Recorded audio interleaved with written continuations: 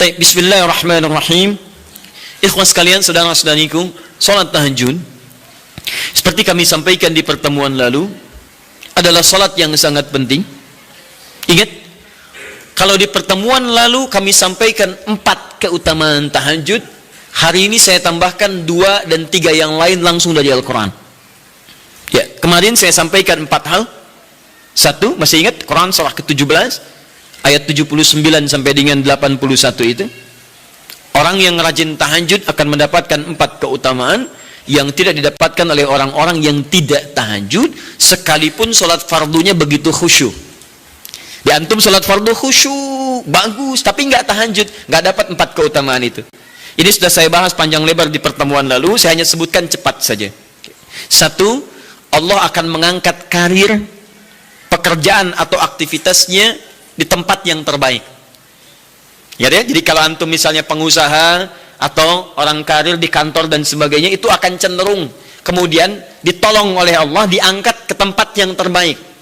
Terbaik itu tidak harus puncak yang paling tinggi, direktur, tidak misalnya, tapi tempat yang bisa membuat nyaman hidup Anda, sholat bisa nyaman, bergaul juga nyaman, dan tenang kehidupannya. Mungkin level Anda nggak sampai puncak ya direktur utama, mungkin direktur 1, 2 gitu ya, tapi Anda dijauhkan dari hal-hal yang maksiat, dijauhkan. Sholatnya enak, punya ruangan nyaman dan sebagainya. 2, Allah akan bimbing setiap ahli tahajud. Allah akan bimbing sehingga menjalani awal pekerjaannya dengan begitu mudah. Wa rabbi adkhilni mudkhalas sidqin. Ya Allah, tolong bimbing saya supaya mengawali pekerjaan dengan cara yang benar. 3, hati-hati. Anda memang posisi tinggi, sekarang dapat proyek. Apakah setiap yang dapat proyek menjalani pekerjaannya dengan benar? Belum tentu. Jangan tinggi-tinggi lah. Maaf ya, apakah orang tua yang sekarang menyekolahkan anaknya ke tempat belajar menjalani awalnya dengan benar? Hati-hati ya Bu ya, Pak. Bapak Ibu menyekolahkan anak dengan awal yang salah, maka memberikan jalan keburukan ketika dia belajar. Saya katakan, jangan pernah Anda masukkan anak Anda ke sekolah dengan menyogok. Bayar sekian supaya masuk, menyalahi aturan. Kalau awalnya sudah salah, bagaimana anak Anda bisa belajar dengan benar? Mustahil mendapatkan sesuatu yang tidak baik. Yang baik itu mustahil didapatkan. 3, wa akhrijni mukhrajas sidqin. Allah berikan jalan keluar terbaik dari persoalan yang dirasakan. Di ahli tahajud itu setiap punya masalah, bukan nggak dapat masalah ya, bukan tidak bermasalah hidupnya. Dia mendapat ujian juga. Cuman sebelum diuji, diringankan masalahnya. Sehingga seakan-akan nggak punya masalah. Padahal sama dengan yang lain, cuma saat akan dia lalui, Allah ringankan persoalannya sehingga mudah dilalui. Dan yang keempat ini yang hebat. Ya, waj'alni min ladunka sultanan nasira. Allah akan tolong langsung orang ini ketika ada lingkungan sekitar yang akan menyakiti atau menjahilinya. Kalau diisengi orang, diganggu orang dan sebagainya, ini orang-orang seperti ini langsung mendapatkan perlindungan dari Allah Subhanahu wa taala. Ada satu kali, ini kisah nyata, seorang saleh ahli tahajud, sampai saking ahli tahajudnya tidak ingin meninggalkan kebiasaan ini. Ini sangat nyata kisahnya dan tidak mengarang. Satu kali Pak, kemudian malam-malam dia perjalanan dengan rombongan. Sekarang lihat apa yang beliau sampaikan. Begitu datang harimau itu, perhatikan ahli tahajud ini, dia ingat dengan janji Allah. Dia ingat dengan janji Allah. Perhatikan baik-baik ya. Kalau Anda sudah punya kebiasaan Qur'ani dalam jiwa Anda, maka ayat itu akan hadir membimbing Anda dalam setiap kesulitan Anda. Apapun itu. Nabi Yusuf dekat dengan Allah. Ketika digoda muncul ayatnya. Laula arra'a burhana rabbi. Kalau bukan melihat petunjuk dari Rabbnya, niscaya ada sesuatu yang buruk terjadi kepadanya. Tapi Allah jaga beliau. Lihat baik-baik teman-teman. Begitu melompat harimau itu, kemudian dia katakan dalam jiwanya. Lihat kalimatnya. Ya khalqallah. Hei makhluk Allah. Dia tidak katakan ya namar, hei harimau, tidak. Kalau disebutkan harimaunya menunjuk pada zatnya, tapi dia lekatkan makhluk ini kepada penciptanya. Hei makhluk Allah. Ya khalqallah, hei makhluk Allah. Jika saya memang rizki yang telah Allah tetapkan untukmu pada saat ini, maka saya ridho untuk engkau makan, silakan, tidak ada masalah. Kalau Allah tetapkan saya sebagai rizki untukmu pada saat ini, silahkan. Tapi kalau saya bukan menjadi rizki yang telah Allah tetapkan untukmu pada saat ini, maka jangan coba-coba ganggu ibadahku hari ini. Lihat kalimatnya, bukan jangan makan aku. Ingat, bukan jangan makan aku. Jangan coba-coba ganggu ibadahku saat ini, atau aku akan mohonkan pada Allah penciptamu untuk menghancurkan engkau saat ini juga. Perhatikan, dia minta jangan ganggu tahajudnya, bukan jangan makan dirinya. Apa yang terjadi ketika dikaitkan dengan ayat perlindungan tentang tahajudnya, maka tiba-tiba harimau ini pergi meninggalkannya, mengaum sekali langsung pergi. Anda bisa bayangkan, bisa nggak malam-malam begitu Anda sholat, tiba-tiba ada nyamuk misalnya kan banyak tuh, begitu Anda mulai disengat oleh nyamuk, diambil Anda katakan, hei nyamuk, kalau ini memang rezeki yang telah Allah tetapkan untukmu saat ini, sedot sebanyak-banyaknya, saya ikhlas. Tapi kalau bukan, jangan coba-coba ganggu saya. Atau saya mohonkan kepada Allah pencipta untuk menghancurkan kau saat ini juga. Masya Allah. Kira-kira apa reaksi nyamuk? Makin banyak kayaknya. Coba cek. Berarti chemistry-nya harus lebih dibangun lagi. Tingkatkan. Itu waj'alni min ladunka sultanan nasira. Nah, maka teman-teman sekalian, dari 4 ini, kemudian Nabi menguatkan tentang itu sampai muncul ayat-ayat khusus dari Al-Quran untuk memberikan jaminan-jaminan. Ini tambahannya. Yang kelima, ini yang belum saya sampaikan pertemuan lalu. Kelima, salat tahajud itu adalah kebiasaan ahli surga saat di dunia. Jadi kalau Anda ingin melihat ahli surga yang hadir di dunia, salah satunya lihat kebiasaan salat malamnya. Bukan nonton bola. Dan tidak dikalahkan oleh bola. Dia nggak peduli mau Kroasia menang 2-1 lawan Inggris, dia nggak peduli. Ya, mau Prancis menang 1-0 lawan Belgia, dia nggak peduli. Pokoknya terserah, yang penting juaranya Prancis misalnya gitu kan, tidak. Dia nggak peduli, mau siapapun nggak ada masalah. Dan tidak dikalahkan. Jadi kalau Anda ingin melihat kebiasaan ahli surga saat di dunia, lihat kebiasaan malamnya. Kalau dia bangun dan mengalahkan semua kebiasaan malam ahli dunia, maka itulah ahli surga. Salah satu kebiasaannya. Ya, kalau nanti turunan dari tahajud yang muncul, nanti saya terangkan. Yang berhasil tahajud, ciri-cirinya begini. Jadi jangan dilihat setiap yang malam sholat itu disebut ahli tahajud, belum tentu, ada ciri-cirinya. Tapi ciri yang pertama, yang melekat kuat, kelihatan nampak, pertama adalah ciri ahli surga, dia memiliki kecenderungan untuk sering bangun malam. Dalilnya Quran surah ke-51 ayat 15 sampai dengan ayat ke-17-nya. Innal muttaqina fi jannatin wa 'uyun, sungguh di antara orang takwa itu nanti akan ada yang mendapatkan hadiah taman surga. Apa keistimewaannya? Akhidhina ma atahum rabbuhum innahum kanu qabla dzalika muhsinin. Sungguh kebiasaan mereka itu saat di surga, keutamaan surga, taman surga ini, mereka akan langsung mendapatkan semua kenikmatannya dari Allah langsung. Kalau surga lain diberikan lewildanun mukhalladun, pelayan surga. Dikala antum ikhwan oleh bidadari surga, yang akhwat oleh pangeran-pangeran surga. Ganteng cantiknya nggak usah dibayangkan, tak terlukiskan. Ada hurun in, ada seperti mutiara, ada seperti berlian, oh, indah sekali. Dan kata Nabi, mala ainan ra'at wala udhunun sami'at wala khatara ala qalbi bashar. Ya, enggak pernah dilihat di bumi. Dia mengantarkan bi aqwabi wa abariq wa ka'sin min ma'in, bawa gelas-gelas yang berleburan mutiara, emas dan sebagainya. Enggak seperti ini, enggak ada merek Akhir TV di sana nanti, ya. Semuanya indah. Tapi enggak terbayang. Tapi taman surga tidak. Allah langsung yang berikan tanpa perantara. Kun fayakun, gak usah dibayangkan, laisa kamitslihi syai', ada seketika. Tapi yang hebat, apa kebiasaan ini? Kata Al-Quran langsung, ini Allah yang mempersaksikan. Innahum kanu qabla dzalika muhsinin, mereka itu ahli ihsan saat di dunia. Ayat 17-nya, kanu qalila minal laili ma yahja'un. Mereka itu malamnya sedikit tidurnya. Jadi punya kebiasaan bangun malam. Jadi kalau Anda, ini cara memahami ayat itu begini. Cara memahami ayat seperti ini, jangan mencari orang lain. Anda sendiri yang menjadi bagian dari ayat itu. Jadi itu diinformasikan pada kita, sebagai tawaran, kita mau nggak berniaga dengan ayat itu? Mau nggak menjadi bagian dari ahli surga itu? Jadi jangan sibuk mencari kebiasaan orang, kenapa Anda tidak membiasakan diri jadi bagiannya? Ya, jadi coba cek dari keluarga. Ada nggak sudah jadi bagian dari ahli surga di keluarga Anda? Sekarang pulang ke rumah, coba lihat dari sekian orang yang ada di rumah berapa yang bangun. Mula-mula cuma 2 orang menikah suami istri belum bangun. Allah kirimkan anak belum bangun. Sudah ada cucu belum bangun. 10 orang di rumah nggak ada yang bangun. Masa satu pun nggak ada yang jadi ahli surga? Hai, coba. Makanya karena saking tingginya ayat ini, Nabi sampai membangunkan istrinya, membangunkan menantunya, membangunkan anaknya Fatimah Az-Zahra, menantunya Ali bin Abi Thalib. Dibangunkan oleh beliau, ayo bangun, bangun, bangun. Saking inginnya keluarga Nabi terpancar cahaya surga sejak mulai di dunianya. Teman-teman pulang ke rumah ya, coba lihat tuh. Anak-anak yang di pesantren kalau pulang dan sebagainya, malam bangun nggak dia? Coba biasakan, bangun, bangun, bangun, dan Anda akan rasakan hal yang sangat berbeda. 2, tadi tambah 1 ya, berarti 5. Sekarang yang ke-6,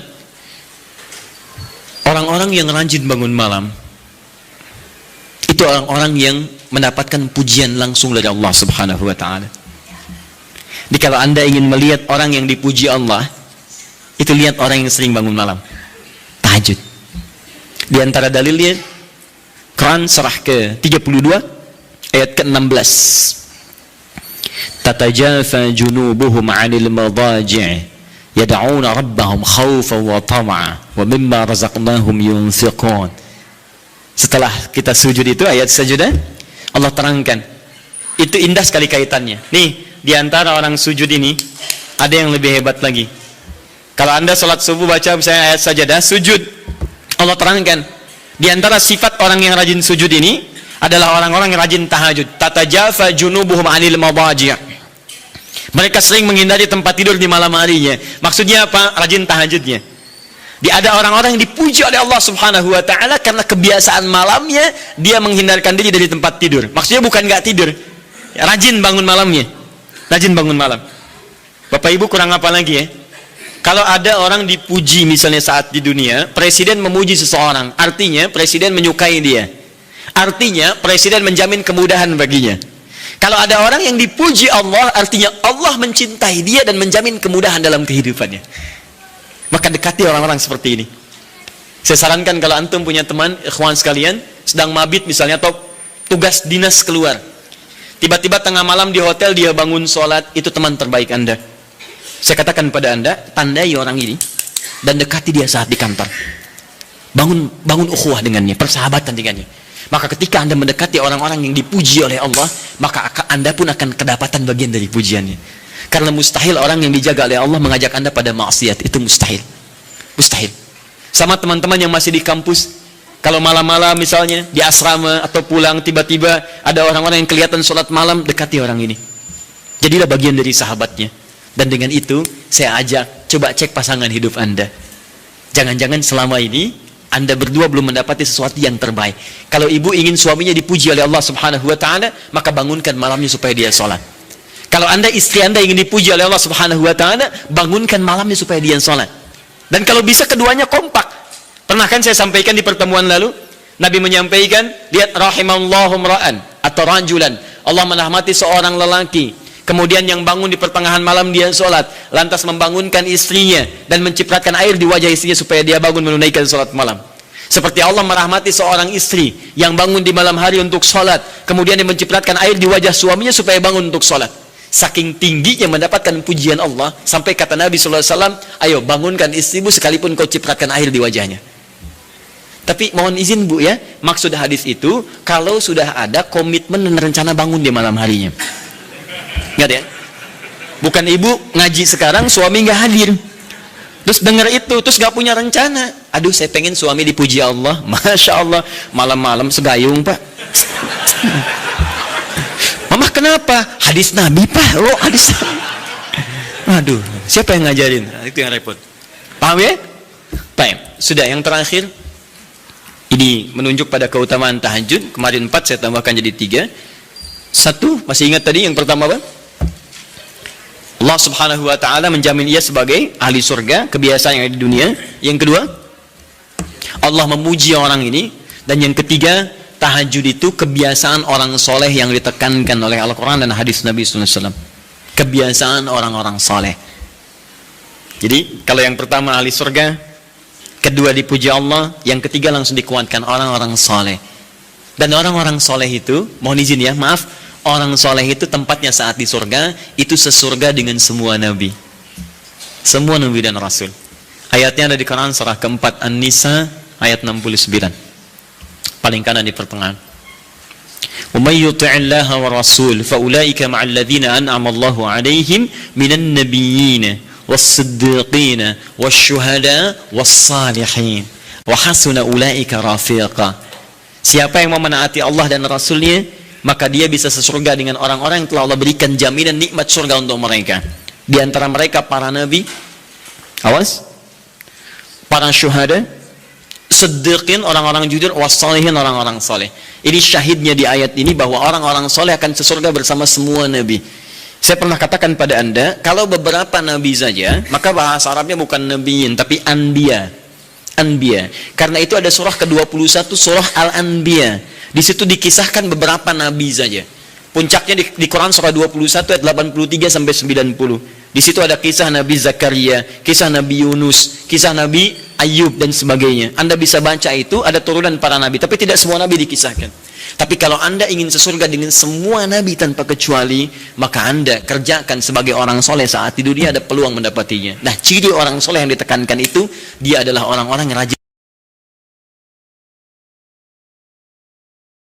Ayat kedua, wa minal laili fasjud lahu wasabbih. Tapi sebagian malam cari waktu untuk banyak bersujud kepada Allah dan memperbanyak tasbih kepadanya. Di antara makna tasbih dan sujud itu adalah tahajud. Dari mana taunya tasbih dan sujud bagian dari tahajud? Itulah nanti yang akan kita bahas tentang sifat salat tahajud Nabi dalam pertemuan yang sekarang. Baik, sekarang kita mulai materi intinya. Tadi muqaddimah, ya. Baik. Bismillah.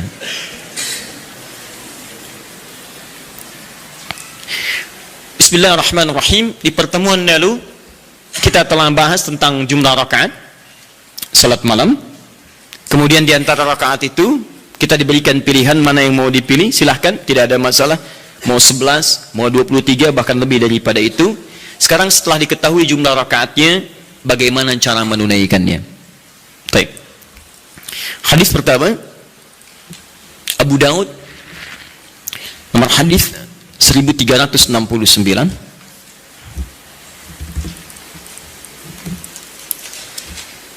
Kita ambil dua hadis dulu barangkali. Bismillah. Satu, hadis riwayat Abu Daud. Masih ingat ya? Abu Daud nama aslinya Sulaiman dari Sijistan, dikenal dengan Sulaiman As-Sijistani. Dia rawinya Ibnu Abbas radhiyallahu taala anhuma. Baik. Yang kedua, bisa diambil di Al-Bukhari.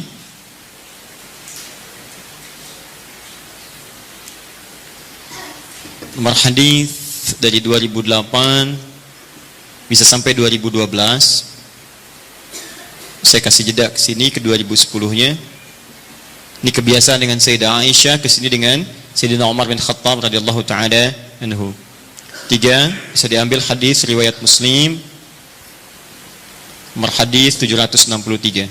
Kita ambil tiga dulu karena waktu kita agak terbatas hari ini.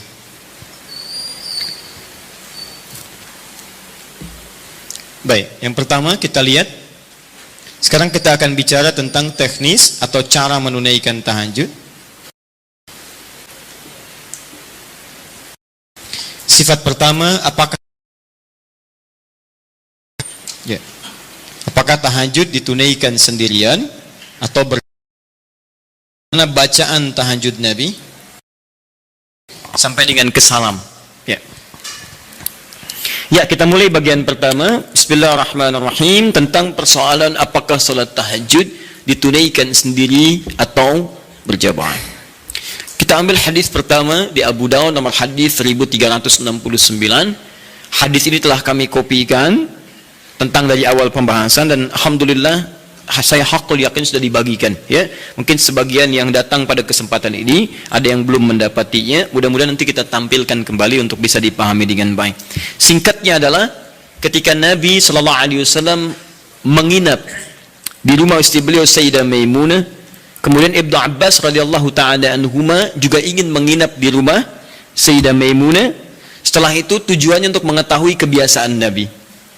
Ini Bapak Ibu, maaf ya, kalau saya harus sampaikan permohonan maaf di awal, kebanyakan orang belajar hadis itu seringkali melewati muqaddimahnya, pengantar hadisnya. Hanya langsung ingin tahu poin-poinnya aja isinya seperti apa. Padahal pengantar hadis itu memberikan inspirasi pada kita membentuk karakteristik seperti orang-orang baik di masa lalu. Jadi saya sarankan kepada Anda, kalau Anda belajar hadis, kemudian ingin Anda bahas, ada dua hal penting di hadis itu. Satu sanad, dua matan. Sanad itu adalah singkatnya silsilah periwayat hadis yang meriwayatkan hadis itu sampai pada kita. Siapa yang meriwayatkan hadisnya? Pelajari kenapa dia bisa meriwayatkan hadis, apa kebiasaannya. Yang kedua, matan itu isi hadisnya. Nah, sekarang lihat baik-baik ya. Ibnu Abbas ini yang meriwayatkan hadis kita ini, yang sampai kepada kita.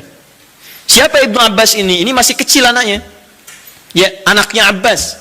Abbas punya dua anak laki-laki, satu Fudail, kedua Abdullah. Abdullah ini ketika dilahirkan, suasananya lahir tumbuh di akhir-akhir kehidupan Nabi sallallahu alaihi wasallam. Jadi masih kecil. Nabi meninggal dunia wafat usianya masih 13-14 tahun. Tapi ingat betul, Abdullah kecil ini diinvestasikan oleh orang tuanya untuk belajar pengetahuan dari Nabi sallallahu alaihi wasallam. Di Abbas ini visinya dalam, beliau itu pengusaha, Pak. Pengusaha, sebelum masuk Islam itu ahli riba, rentenir pada saat itu. Bahkan riba yang dibebaskan pertama kali, ayat riba yang turun untuk membebaskan ribanya Abbas. Dibebaskan, begitu keluar dari jerat-jerat yang buruk itu, usahanya meningkat jadi kaya. Tapi hebatnya, status kekayaannya tidak melunturkan visi hidupnya untuk mendekatkan anaknya dekat dengan Nabi sallallahu alaihi wasallam. Jadi tidak menghalangi Anda boleh jadi direktur apapun, silahkan. Direktur A, direktur B, pengusaha A, pengusaha B, nggak jadi masalah. Tapi masa iya sih dari sekian anak Anda nggak ada yang hafal Quran? Anda harus punya cita-cita. Ini saya bekerja di sini, saya belum hafal Quran, tapi anak saya dia mesti hafal. Anak Anda kan yang pertama ini penghafal Quran, yang kedua ahli hadis, ketiga ahli tafsir, keempat ahli fikih. Allahu Akbar. Begitu Anda mendapatkan kesulitan di rumah tentang hal tertentu, anak Anda solusinya di situ. Begitu mendapatkan masalah, kakak sini, apa ayatnya? Oh ini ayat, bla bla bla bla bla. Selesai. Masya Allah. Adik, hadis siapa yang menguatkan ini? Ini ayat. Anbada kalau Rasulullah SAW. Selesai. Apa hukum fikihnya? Ini ayat. Masya Allah. Apa turunan tafsirnya? Ini abi. Masya Allah. Sudah. Ustadz nggak laku. Nggak lengkap di rumah. Ya. Nah, ini disiapkan oleh Abbas, anak pertama saya. Karena dia sudah dewasa, maka saya hibahkan untuk membantu Nabi. Makanya banyak kisah tentang sirah Nabawiyah wafatnya Nabi, itu hanya berhenti wafat di pangkuan Sayyidah Aisyah. Berwudu, sholat, di pangkuan Sayyidah Aisyah wafat. Tapi siapakah yang membawakan air wudunya? Fudail, kakaknya Abdullah. Beliau yang bawakan air wudunya. Berwudu Nabi kemudian dengan bejana itu. Dan itu sampai berkhidmat pada Rasulullah sampai di akhir hidupnya. Tapi yang kecil ini langsung dihadirkan nuansa cinta kepada Nabi untuk mempelajari bagian kesolehan dan pengetahuannya. Ini tandanya seperti ini. Maksudnya adalah, kata para ulama hadis, jika Anda memiliki anak-anak yang serupa, laki-laki atau yang sebagainya, kemudian menemukan orang-orang soleh sekitaran Anda, maka dekatkan anak itu kepada dirinya atau majlisnya. Hadirkan. Kami dulu waktu belajar terbiasa, di mana ada syekh, kita lazimi syekh itu. Sekalipun kami jadi pembantunya. Itu biasa. Bawakan tasnya. Begitu bawakan tas, di jalan kita tanya masalah hukum dan sebagainya. Kadang kami gorengkan makanan untuknya. Begitu digorengkan, selesai dihidangkan, itulah yang hadir dari lisan beliau. Kalau Rasulullah SAW bersabda, jika kamu menghidangkan makanan begini, wah datang kepada kita tuh. Diindah, jadi niat kita itu untuk belajar. Sama, ya dulu Ja'far As-Shadiq punya pembantunya sampai hafal Quran. Untuk memahami akhlaknya. Sampai tahu kebiasaannya. Tahu Anda kisahnya? Satu ketika kemudian datang seorang tamu, tiba-tiba dia bawakan air, begitu bawakan air terpleset, jatuhlah kemudian air itu, gelasnya kemudian airnya tumpah mengenai jubah tuannya. Begitu terkena jubahnya, wajahnya berubah. Dia tahu, kata pembantunya, Masya Allah, ini ahli surga nih. Ahli surga itu turun ayatnya. Quran surah Ali Imran surah ketiga, ayat 133 sampai 134. Kata pembantunya, wal kadhiminal ghaidha. Ahli surga sanggup menahan marah. Kata Ja'far, saya nggak marah. Pembantunya tahu, sekarang nggak marah, tapi mungkin belum tentu memaafkan. Teruskan ayatnya, wal afina 'anin nas. Dan Allah menyukai orang-orang memberikan maaf pada orang lain. Kata Ja'far, saya maafkan. Yang hebat yang ketiga, beliau tahu Ja'far punya kebiasaan untuk sedekah. 2000 dinar selalu ada dalam kantungnya. Kata pembantunya, Allahu yuhibbul muhsinin. Dan Allah senang pada orang-orang yang berbuat baik. Kata Ja'far, dikeluarkan 2000 dinar, saya berikan, sekarang kamu bebas, gak usah jadi pembantu saya lagi. Masya Allah. Luar biasa. Dan itu kisah-kisah itu banyak teman-teman. Anda bisa gali kisah-kisah yang bisa menguatkan iman kita. Jangan cuma cari bacaan-bacaan nggak jelas tuh, ngapain? Main tik-tok, nggak ada kerjaan. Itu apa gitu? Saya aja bingung, ada orang sampai ngerjain ini, saya nggak tahu itu apa gitu ya. Cuma lihat di berita kok, kenapa gitu? Dan nggak ada faedahnya, kenapa sih? Kenapa nggak cari tentang kisah-kisah soleh orang dulu, terus praktekkan di rumah, bisa menguatkan iman kita. Nah, salah satunya Ibnu Abbas. Ibnu Abbas, jadi Anda, maaf ya, kisah ini kita tarik sebagai inspirasi. Kalau Anda sudah berkeluarga, coba di antara sekian anak itu mesti disiapkan. Ini mau jadi apa, ini jadi apa. Dan ada kebanggaan di akhirat nanti. Misalnya ini nanti yang pakaikan mahkota kami di akhirat. Saat kami pulang menghadap Allah. Siapkan, semua harus hafal Quran. Semua hafal Quran. Nanti spesifikasinya, ini ahlinya qiraat, ini hadisnya dan sebagainya. Ibnu Abbas disiapkan oleh orang tuanya, maka dia melazimi Nabi SAW karena bagian dari keluarganya. Usia masih 3-4 tahun, datang ke rumah bibinya Maimunah, kemudian tidur di rumahnya dan bangun saat di pertengahan malam. Kisah bangunnya sampai dengan wudu sudah selesai, kita akan masuk kepada fase tahajudnya. Begitu Nabi malamnya akan sholat, maka Ibnu Abbas tiba-tiba masuk ke barisan, menjadi saf bagian dari Nabi, sholatlah di belakang Nabi sebagai makmum. Lihat ya, jadi Nabi sedang sholat, saya ilustrasikan ya, misal ini sedang sholat, tiba-tiba Ibnu Abbas dari belakang ikut sholat sebagai makmum. Lantas ditarik oleh Nabi, disejajarkan oleh Nabi SAW dengan posisi beliau. Sejajar, tadinya di belakang begini, ditarik jadi sejajar begini. Paham? Disejajarkan seperti ini. Hadis ini sering digunakan dalil oleh teman-teman kita tentang kebolehan menyusun saf laki-laki dan perempuan dengan posisi sejajar bila imamnya satu dan makmumnya satu. Pernah dengar ada guru Anda mengajarkan, kalau ini posisi imam satu, maka makmumnya satu, boleh makmum dan imam posisi sejajar. Tidak ada yang lebih, baik imam maju sedikit atau makmum mundur sedikit. Tapi sejajar, persis sama semua. Pernah dengar ini? Nah, hadisnya hadis ini yang digunakan dalilnya. Apa Nabi mengajarkan tahajud? Saya mau tanya pada Anda, kalau Nabi imam, Ibnu Abbas makmum, ada dua orang, sholatnya sholat tahajud malam dilakukan, kemudian satu imam satu makmum, itu jamaah bukan? Jamaah, karena syarat sholat berjamaah minimal terdiri dari dua orang, satu imam, yang satu lagi makmum. Maka kita sepakati dulu yang pertama. Yang pertama kita sepakati, dalam hadis ini ada petunjuk atau isyarat kebolehan menunaikan tahajud dengan berjamaah. Satu, bolehnya tahajud berjamaah. Nah. Awas, di sini ulama sepakat ya, awas hati-hati. Tidak ada yang tidak sepakat. Jadi kalau Anda yang tidak sepakat, Anda sendiri yang salah. Ya? Nabi mengerjakan, sahabat mengiyakan, ulama sepakat. Anda Nabi bukan, sahabat bukan, ulama juga belum. Anda tidak sepakat, Anda siapa? Ya, baik. Cuma nanti perbedaannya, kapan kebolehan ini bisa berlaku? Hanya bedanya di situ saja nanti. Kalau jamaahnya sepakat boleh, tapi kapan dibolehkannya? Dalam suasana apa? Apakah dalam setiap waktu boleh berjamaah, atau dalam keadaan tertentu berjamaah? Paham ya? Tapi saya ingin katakan bahwa ada kasus Nabi pernah sholat malam, kemudian ada makmum di belakang dan dibenarkan oleh Nabi. Kalaulah tahajud berjamaah itu dilarang, Nabi akan katakan, ngapain ikut sini, sebelah sana aja. Ya, misal, atau ini jangan berjamaah, ini tidak benar, yang bagus sendiri-sendiri aja. Ya, atau ngapain ikut bid'ah? Ya, tidak ya. Baik, tidak. Tapi Nabi akan katakan, kamu sebelah sana, saya sini. Tapi ketika Nabi tidak melarangnya, bahkan menarik dan menyejajarkan, ini menunjukkan ada kebolehan dalam sholat berjamaah yang dimaksudkan. Jelas sampai sini? Paham ya? Awas hati-hati, saya ingin luruskan dulu karena sebagian sahabat kita, teman-teman kita menjadikan ini sebagai dalil bolehnya satu saf sejajar, tapi tidak pernah mengungkit sholat apa itu. Di Anda kan unik, Anda mengatakan boleh sejajar saf, makmum dengan imam. Kalau imam satu, makmum satu. Tapi Anda mengatakan tahajud gak boleh berjamaah, bid'ah. Padahal yang Anda gunakan dalilnya tentang dalil tahajud. Paham ya? Nah, jadi gini, kalau Anda cenderung pada satu pendapat tidak apa-apa, tapi kita harus jujur menyampaikan informasi. Ya, jadi kalau beda dengan yang lain tidak ada masalah sepanjang ada dalil.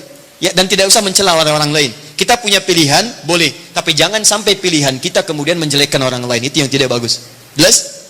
Baik. Jadi celaan tinggalkan, ibadah kerjakan. Itu yang dimaksud, ambil baiknya, tinggalkan buruknya. Dan tidak usah rame gitu kan? Nah, sini. Satu. Dalil kedua. Bismillah. Sayyidah Aisyah radhiyallahu taala anha diriwayatkan di Al-Bukhari dari nomor hadis 2008 sampai ke 2010-nya. 2012 untuk sahabat Umar bin Khattab radhiyallahu taala anhu. Jaa ashabu Rasulillah sallallahu alaihi wasallam. Datang beberapa orang sahabat Nabi sallallahu alaihi wasallam, Fahum Abdullah bin Mas'ud radhiyallahu taala anhu, Hudzaifah al-Yamani radhiyallahu taala anhu, wa Ubay bin Ka'ab radhiyallahu taala anhu. Baik, datang beberapa sahabat Nabi sallallahu alaihi wasallam, di antara mereka adalah sahabat Abdullah bin Mas'ud, kemudian Hudzaifah al-Yamani, kemudian Ubay bin Ka'ab radhiyallahu taala anhum jami'an. Fasa'alu Sayyidata Aisyah radhiyallahu taala anha.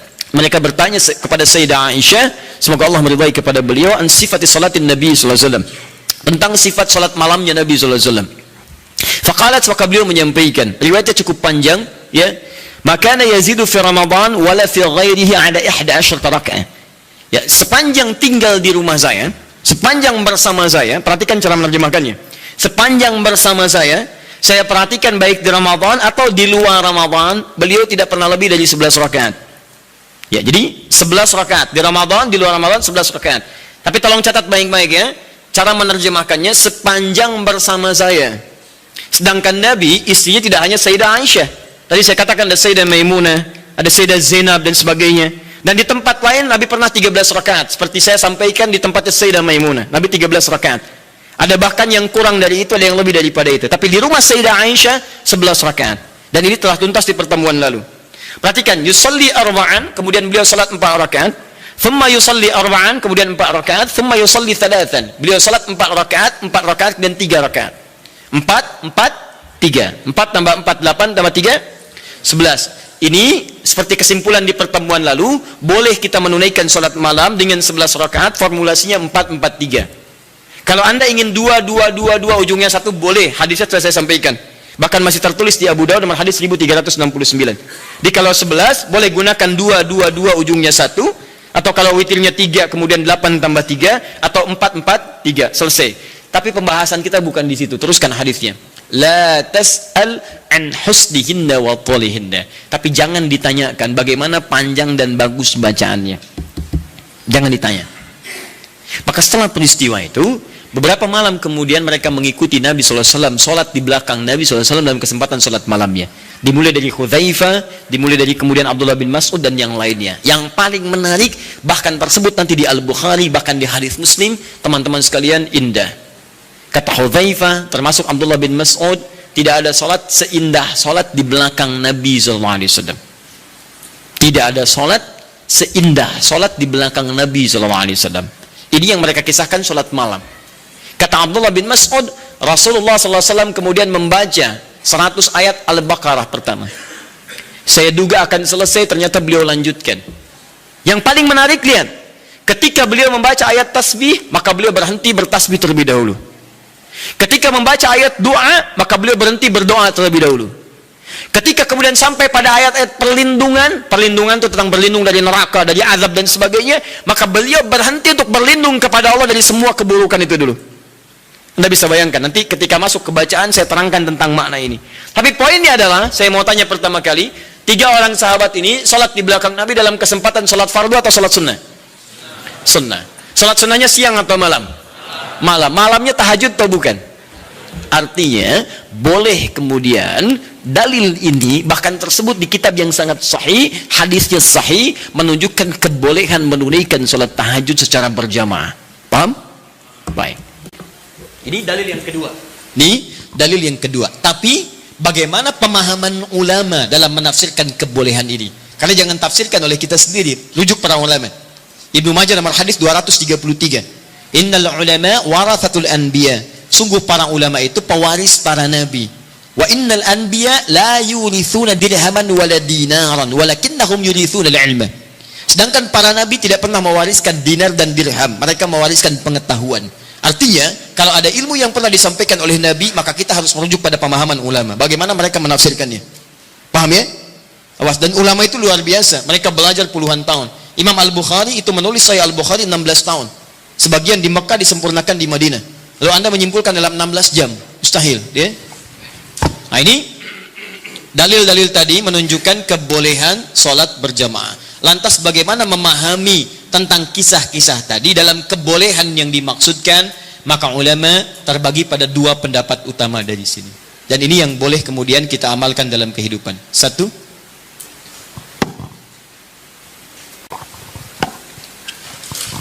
pendapat pertama menyampaikan hadis yang menunjukkan dibenarkannya salat tahajud berjamaah dan memberikan hukum bolehnya berjamaah menunaikan tahajud, kata ulama yang pertama, menunjuk pada kondisi yang khusus. Jadi bukan kondisi biasa. Artinya jika kondisi ini ada, maka yang terbaik Anda tunaikan berjamaah.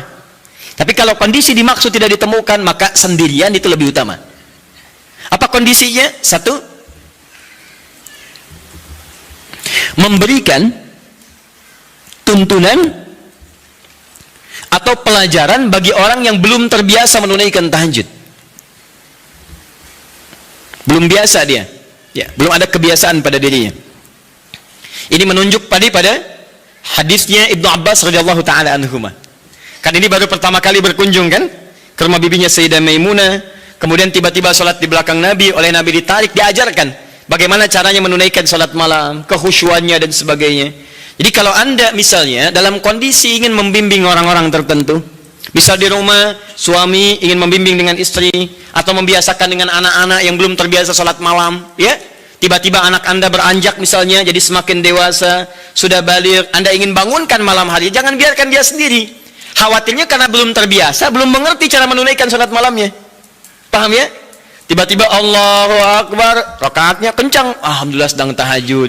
Lama gak keluar bunyinya, lama-lama ketahuan tidur di sejadah itu kan. Nah, karena belum terbiasa, ya. Allahu Akbar, baca surat, sudah baca surat, ruku Allahu Akbar, begitu sami Allahu liman hamidah, kedengaran dari samping, gol, ya, berubah suasana hidupnya. Salatnya ditinggalkan, kemudian langsung update status, itu kan repot juga. Ya, kekinian karena belum terbiasa menunaikan dia. Maka seperti Nabi membimbing Ibnu Abbas radhiyallahu taala anhuma, Anda boleh hidupkan saat di rumah, anak Anda bangunkan, yuk bangun yuk, malam kita tahajud. Kenapa Pak mesti tahajud? Kan kita udah banyak sholat. Misalnya, sayang, Allah menjamin kalau kita tahajud, kita sekeluarga masuk surga. Allah sudah menjamin surga kita di dunia, tapi Allah belum menjamin surga kita di akhirat. Papa takut kalau di dunia kita bersama, di akhirat kita berpisah. Alhamdulillah, tidak ada yang bisa menyatukan kita kecuali amal soleh kita. Yuk bangun, tolong papa mama supaya memudahkan hizab saat di akhirat. Bangun. Kenapa Pak mesti bangun? Kan capek. Sayang, justru ketika kamu sholat sekarang, hidup kita besok akan dimudahkan oleh Allah. Allah sudah berjanji, kalau kita bangun malam ini, maka pekerjaan kamu besok akan mudah, sekolah kamu akan mudah, pelajaran kamu akan mudah, dan seterusnya. Maka teman-teman cari aura-aura positif untuk menghidupkan itu. Bangun malam, itu indah. Itu indah. Guru di sekolah punya program misalnya, ya, ada mabit, ada macam-macam, malamnya dibangunkan, boleh, silakan cari imam bagus, kemudian hadirkan suasana malam, sholat itu boleh, sah, nggak ada masalah. Taib. Dua, bukan dua yang bawahnya ya, dua yang masih poin satu. Jadi 1A tadi, jika ada suasana ingin membimbing kalangan tertentu atau orang-orang tertentu yang belum terbiasa menunaikan sholat malam. Dua, sudah? Dalam rangka melatih atau menghadirkan kekhusyuan, dalam rangka melatih atau menghadirkan kekhusyuan,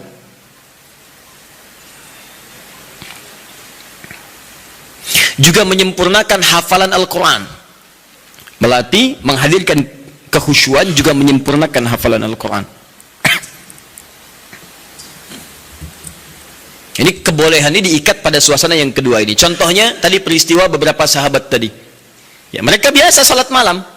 Cuman ingin bertanya bagaimana salat malamnya Nabi. Ingin merasakan kehusyuan tersendiri. Dimaksudnya pengalaman itu nanti bisa dibagi dengan sahabat lain ketika mengimami. Visi sahabat begitu Pak, Bu. Di sahabat-sahabat ini kadang ngejar Nabi supaya bisa diamalkan lagi dalam kesempatan lain. Misal Mu'adz bin Jabal itu ngejar Nabi. Bagaimana sifat salat fardunya. Begitu mendapati kebiasaan Nabi, oh Masya Allah, begitu Mu'adz salat di belakang Nabi, Allahu Akbar, salat isya'nya teman-teman sekalian, itu sampai Al-Baqarah 100 ayat, baru kemudian selesai salam. Begitu mendapatkan pengalaman itu, Mu'adz kemudian pergi ke tempat beliau, jadi imam. Saat jadi imam, beliau imami persis sama dengan cara mengimami Nabi. Isya'nya Al-Baqarah, rakaat pertama 100 ayat, rakaat kedua 100 ayat yang lainnya. Jadi selesai kemudian salat isya, 200 ayat paling minimal, kadang-kadang selesaikan Al-Baqarah. Begitu lihat makmum ke belakang, mulai berkurang. Kata Mu'adz, munafik nih orang-orang, gak mau sholat dengan saya. Karena tanda orang munafik salah satunya adalah malas menunaikan sholat isya dan sholat subuh. Keberatan para sahabat. yang disebut munafik oleh Mu'adz? Kami tidak munafik, diadukan pada Nabi. Begitu diadukan, Mu'adz dipanggil. Mu'adz, kenapa? Ya Rasulullah, saya imami mereka salat malam, salat Isya, mereka tiba-tiba menghilang. Ada yang lemas, ada yang tidak ikut. Mereka munafik, bukan kata Anda munafik orang-orang malas salat Isya. Lalu ditanya oleh Nabi, kenapa kalian tidak ikut salat dengan Mu'adz? Ya Rasulullah, bukan kami nggak ikut, cuman kepanjangan. Kami udah kerja begini capek, diimamin begini, kami juga capek, kan? Nah, itu zaman Nabi sudah ada. Sudah ada sebagian seperti itu. Maka kata Rasulullah, kenapa Mu'adz kamu terlampau panjang? Kata Mu'adz, ya Rasulullah, saya akan ikut Anda. Anda ingin saya begini, saya praktekkan. Tapi Nabi, perhatikan, lebih pintar, karena Allah berikan bimbingan. Ya Mu'adz, perhatikan baik-baik. Saya baca panjang, karena makmum saya itu kamu. Tapi kamu baca panjang, makmum kamu mereka. Tidak sama. Kalimat itu yang di-copy paste oleh sahabat Ali bin Abi Thalib ketika kemudian disoal oleh masyarakatnya pada saat itu. Kata rakyatnya, Ali, kenapa pemerintahan kamu banyak masalah? Pemerintahan pada masa Utsman tidak begini. Umar lebih bagus daripada ini. Abu Bakar lebih bagus lagi. Pemerintahan kamu banyak masalah. Kata Ali, waktu Abu Bakar, Umar, Utsman, rakyatnya saya. Tapi waktu saya, rakyatnya kalian. Itu masalahnya. Paham ya? Baik. Nah, yang tiga sahabat tadi, Abdullah bin Mas'ud radhiyallahu taala anhu, kemudian Ubay bin Ka'ab dan Hudzaifah al-Yamani, itu mencoba merasakan kehusyuan salat di belakang Nabi supaya aura khusyuk itu bisa dipraktekkan sekalipun sedang salat sendirian. Berapa lama sih salat Nabi itu? Berapa panjang? Penasaran kok disebutkan panjang aja, jangan tanya panjangnya. Saya pengen ikut. Berapa lama sih?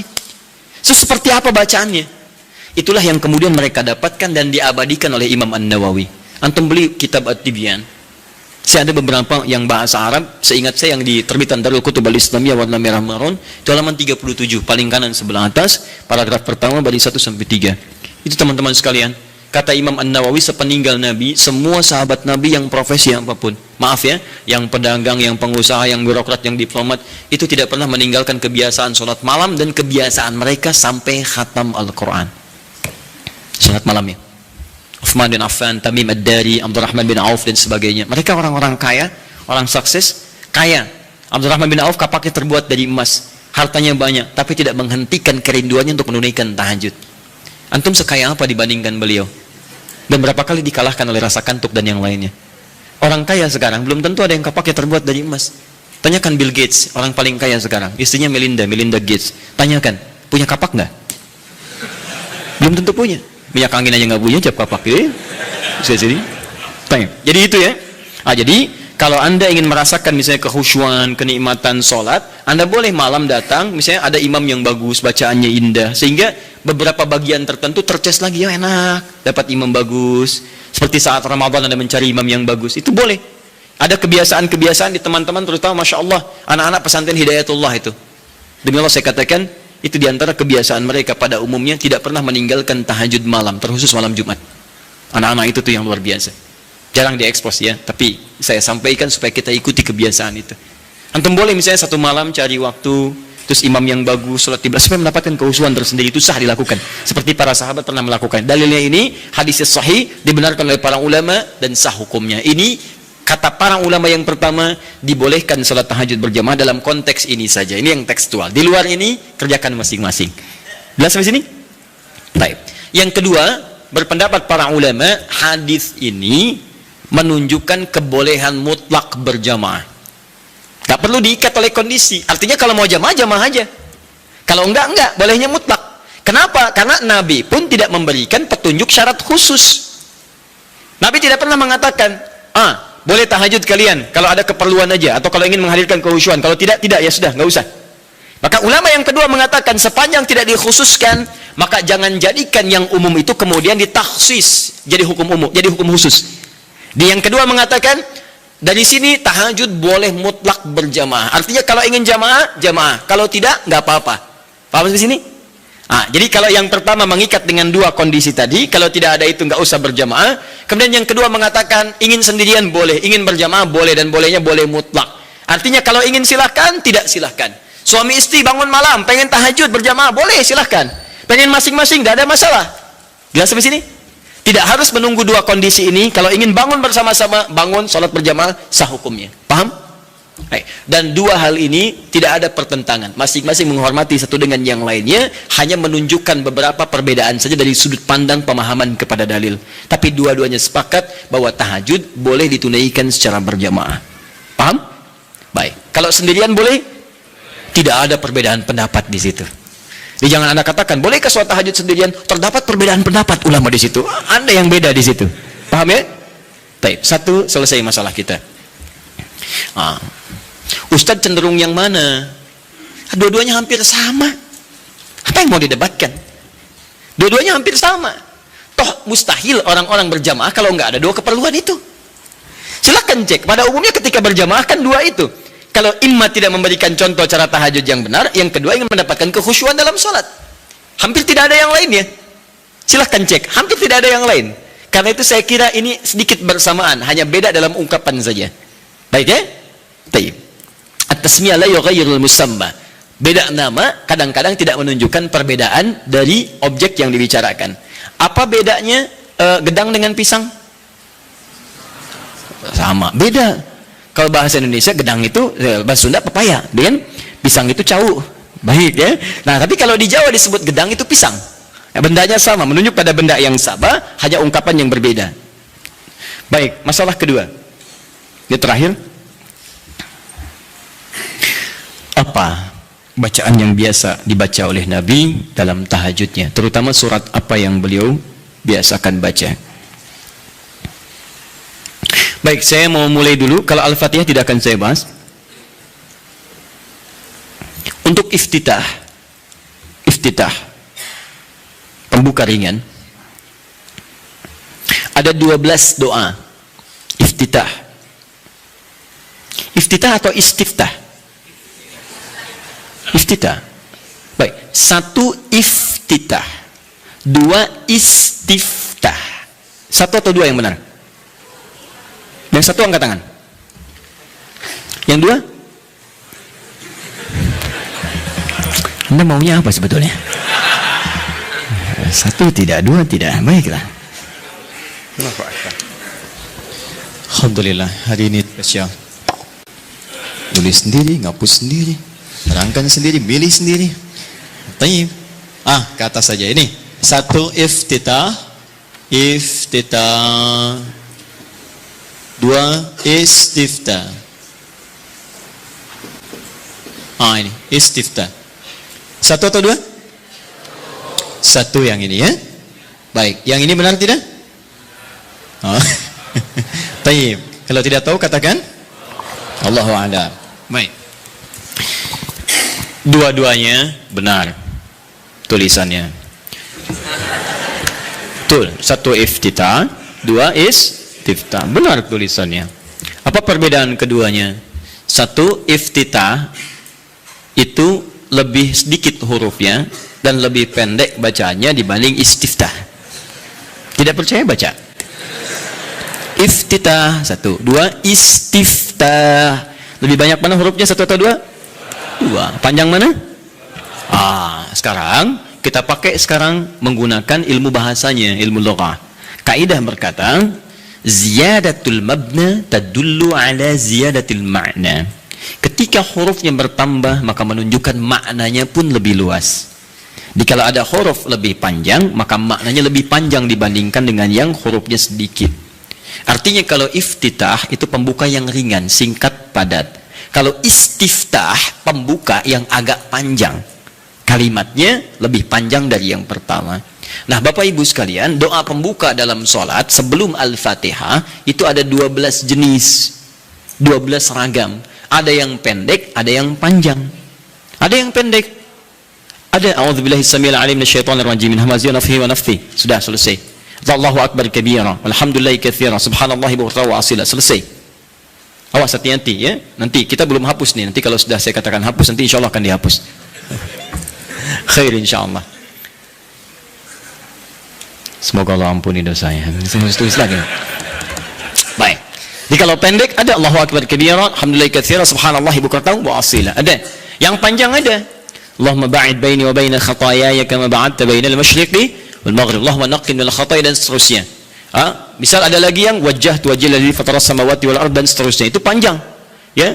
Allahumma ya Rabb Jibril wa Mikail, itu panjang. Jadi kalau panjang disebutnya istiftah, kalau pendek disebut iftitah. Itu penting dipahami dulu nanti, karena dalam kitab-kitab fiqih kadang disebut iftitah, kadang disebut istiftah. Kita mesti paham. Nah, sunnahnya di mana ini ditempatkan, kapan baca yang iftitah pendek, kapan baca yang panjang. Maka saya sampaikan pada Anda, kebiasaan Nabi kalau beliau sholat dalam situasi yang sedang dikejar oleh aktivitas yang lain, misal safar atau kondisi mendesak, maka beliau tidak pernah membaca yang panjang-panjang, singkat. Allahu akbar kabir, alhamdulillah katsira, subhanallah bukratan wa asila, selesai. Kalau Anda baca wajah itu setelah itu artinya dua doa digabungkan jadi satu. Jelas ya? Tayyib. Kalau kemudian Anda bacakan a'udzubillahi samil alim minasyaitonir rajim min hamazati wa nafthihi wa nafthihi, selesai. Pendek, itu yang iftitah. Jadi kalau Anda dalam sholat-sholat di qasar, saat safar, jangan baca yang panjang-panjang. Sholatnya aja di qasar, kenapa iftitahnya dipanjangin? Kadang bahkan nggak dibaca sama sekali. Seperti dalam sholat tarawih, lebih pendek lagi. Ya, jadi dan seterusnya.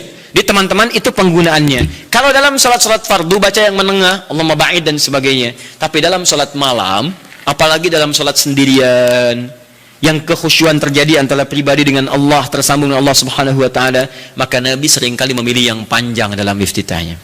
Maka dipilihlah kemudian yang istiftah. Allahumma ya Rabb Jibril wa Mikail dan seterusnya, atau yang wajjahtu wajhal ladzi fatara as-samawati wal arda hanifan musliman wa ana minal musyrikin dan seterusnya. Itu panjang. Itu boleh. Bacakan, pilih yang paling panjang sehingga ada getaran-getaran pada jiwa. Ada semacam warming up, kita lebih tersambung dulu sebelum membaca surat-surat yang lainnya.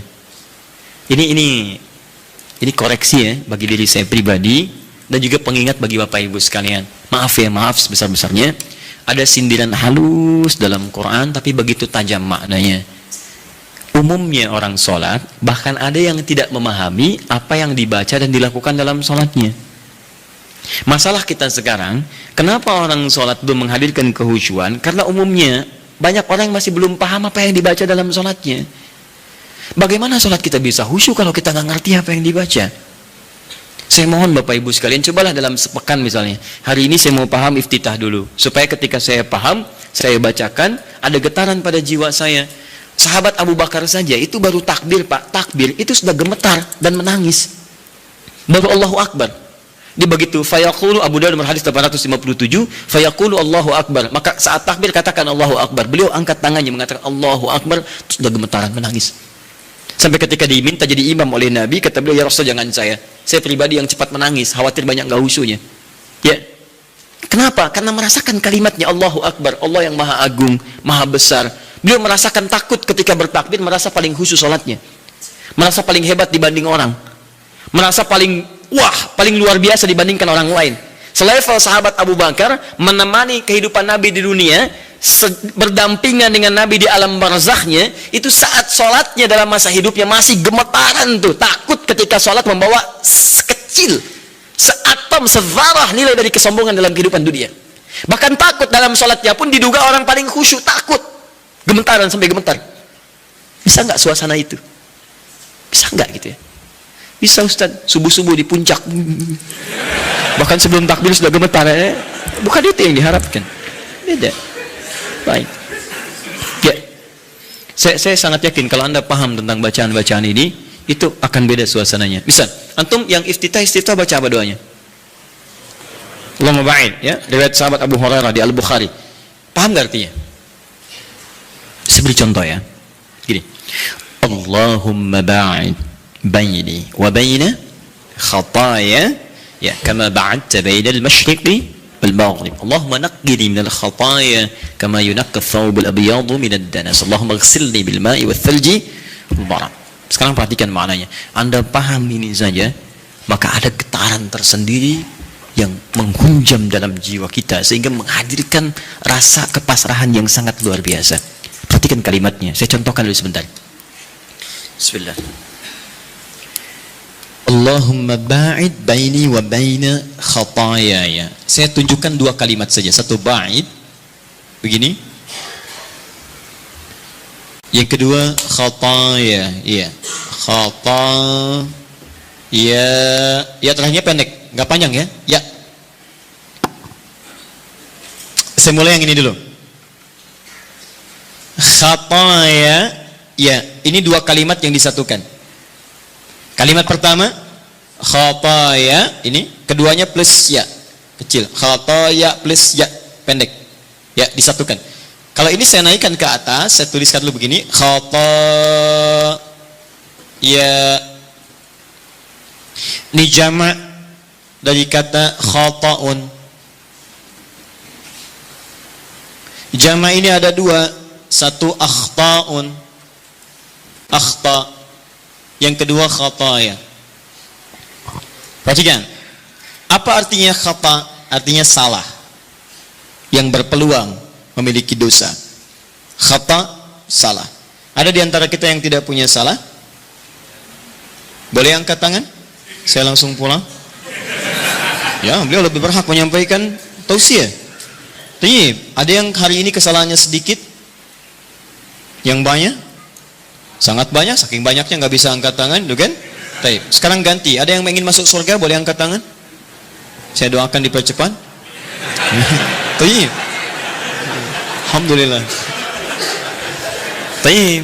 Yang surganya Firdaus boleh angkat tangan? Baik, ini info aja ya, info. Nabi Adam berbuat kesalahan sedikit sekali, sedikit. Nyicipin buah khuldi, keluar dari surga. Antum ngaku salah banyak, pengen masuk. Maka kita harus punya amalan lebih daripada apa yang pernah kita lakukan dari kesalahan. Khata ini salah, sekali salah. Kalau kesalahannya banyak, saya ilustrasikan begini. Kalau ingin mengukur kesalahan, jangan jauh-jauh dulu, tubuh kita dulu. Ini mata nih, mata. Hari ini aja berapa kali salahnya? Salah lihat. Sudah ada istri, dilihat istri orang. Ibu juga begitu, udah ada suami, dia suami orang. Kenapa suami saya nggak seperti ustadz ya? Suami ibu. Ya. Paham ya? Nah, itu baru mata, belum telinga, belum lisan, belum pikiran dan sebagainya. Paham ya? Nah, kalau kesalahannya jadi banyak, tapi masih bisa dihitung, itu akhta namanya. Akhta, salah, tapi masih terhitung. 1, 2, 3, 4, 10. Hari ini 50 salah. Ya Allah, berarti saya harus cari 50 amalan untuk menutup yang salah ini. Salah harus ditutup oleh soleh. Berarti saya harus mengerjakan amal soleh untuk menutup yang salah. Bagaimana caranya? Ingat, cari amalan yang cerdas ya. Cerdas. Yang amalan ringan tapi pahalanya banyak. Kalau kesalahan itu kan satu kali salah dihitung 1 kan? Tapi kalau amalan kebaikan 1 dihitung berapa? 10. Cari lagi amalan yang berlipat seperti bacaan Quran. Bacaan Quran itu 1 hurufnya 10 kebaikan. Jadi begitu Anda melakukan, tak sadar nih ada kesalahan nih 30 misalnya. Begitu Anda baca Quran alif lam mim, yang bukan dosa besar, Alif 1 huruf, lam 1 huruf, mim 1 huruf di hadis Nabi At-Tirmidzi nomor hadis 2910. Ya kan? Maka seketika yang kita nggak duga salah itu dihilangkan oleh Allah. Hilang. Makanya nggak baca Quran sehari itu rugi. Demi Allah rugi saya katakan. Karena dia nggak sadar beberapa kesalahan dia tidak tergugurkan dalam kesehariannya itu. Coba kalau mau hitung-hitung, aduh saya salah 5 nih, berarti harus saya tutup. Nun, selesai. Bang, itu orang hitungan. Balik sini. Tapi kalau Anda merasa seperti tadi, aduh nggak terhitung nih, banyak kesalahannya, nggak bisa keukur, maka rubah jamaknya menjadi jamaknya yang kathrah, khataya. Jadi ada jam'ul qillah, jamak tapi masih bisa terhitung. Ada jam'ul kathrah di ilmu nahwu, jamak tapi sulit untuk dihitung saking banyaknya. Banyak. Rubah kalimatnya dari akhta jadi khataya. Paham? Nah, terus Anda ngaku, saya memang mengakui ya Allah banyak salah seperti tadi itu. Ngaku banyak. Mata salah, telinga salah, kaki salah, semua salah ya Allah. Saya ngaku banyak salahnya. Amal saya sedikit. Kalau Anda mengakui kesalahannya, tambahkan ya kecil di ujung kalimat khatayanya. Maka khataya ya. Ini kalau kalimat itu disatukan khataya ya, maknanya saya mengakui saya banyak salahnya. Nah, kalau Anda ingin dihapuskan, dijauhkan dari kesalahan itu sejauh-jauhnya, maka sesuatu yang dijauhkan sejauh-jauhnya bahasa Arabnya ba'id. Ada tasydid ba'id, ada pakai alif ba'id. Kalau tasydid begini, ini di ilmu lugah ya, ba'id ada tasydidnya ini. Itu artinya jauhkan tapi masih kelihatan. Oleh ikhwah ba'id sa'an nih, teman-teman tolong jauhkan jam itu dari saya. Anda jauhkan misalnya, Tapi saya masih lihat, itu pakai tasydid, ba'id. Tapi kalau sudah pakai alif, ba'id, itu artinya jauhkan sejauh-jauhnya sampai saya nggak bisa lihat lagi. Perhatikan kalimatnya. Teman-teman, ketika Anda mengatakan Allahumma ba'id baini wa baina khataya, ya, kama ba'adta bainal masyriqi wal maghrib. Bagaimana cara menerjemahkannya? Ya Allah, saya akui di salat ini bahwa saya banyak berbuat salah. Saya akui ya Allah. Saya akui. Tapi saya mohon dengan sifat-Mu yang Maha Pengampun, tolong jauhkan saya dengan kesalahan-kesalahan ini sejauh-jauhnya. Saya nggak pengen lihat lagi sampai kiamat. Karena sekecil apapun kesalahan kita, itu akan ditampakkan. May ya'mal mithqala dzarratin khairan yarah, wa may ya'mal mithqala dzarratin syarran yarah. Yang baik ditampakkan, yang buruk pun diperlihatkan. Dia nak katakan dalam salat, saya ngaku saya salah ya Allah sebelum salat ini. Saya ngaku, saya banyak salahnya. Tapi Engkau Maha Pengampun, saya mohon ya Allah, jauhkan dari saya nggak pengen lihat lagi sampai kiamat, mohon ya Rabb. Jauhkan seperti Engkau jauhkan antara timur dengan barat yang tidak pernah bertemu. Maka saya pun tidak ingin bertemu lagi dengan kesalahan-kesalahan saya nanti. Itu poinnya. Makanya kalau Anda kaitkan lagi dengan tips salat khusyuk dalam Quran, kan di Quran itu, di Quran surah kedua, ayat 45 sampai 46, orang khusyuk itu merasa bahasa singkatnya saat akan salat, mungkin itu salat terakhir bagi dia. Wa annahum ilaihi raji'un. Ya, dan mungkin saat itu dia akan kembali kepada Rabbnya. Makanya kata para ulama, kalau Anda ingin salatnya khusyuk, mungkin bayangkan saat itu saat salat terakhir Anda, mungkin diwafatkan dalam keadaan sujud. Ya, itu paling indah. Kita tidak menduga kapan dan dalam suasana apa kita meninggal. Saya lihat beberapa hari ini dikirim video, Masya Allah, ada yang sedang berdiri, tiba-tiba merasa sesuatu, terus dia sujud, terus tidak bangun lagi. Dan kita tidak tahu dalam suasana apa kita akan wafat. Mau salat meninggal dalam keadaan sujud? Nanti asar ya? Insya Allah. Sini belum selesai. Ini. Masya Allah. Itu pun kalau meninggal, kalau tidak ya bukan pilihan.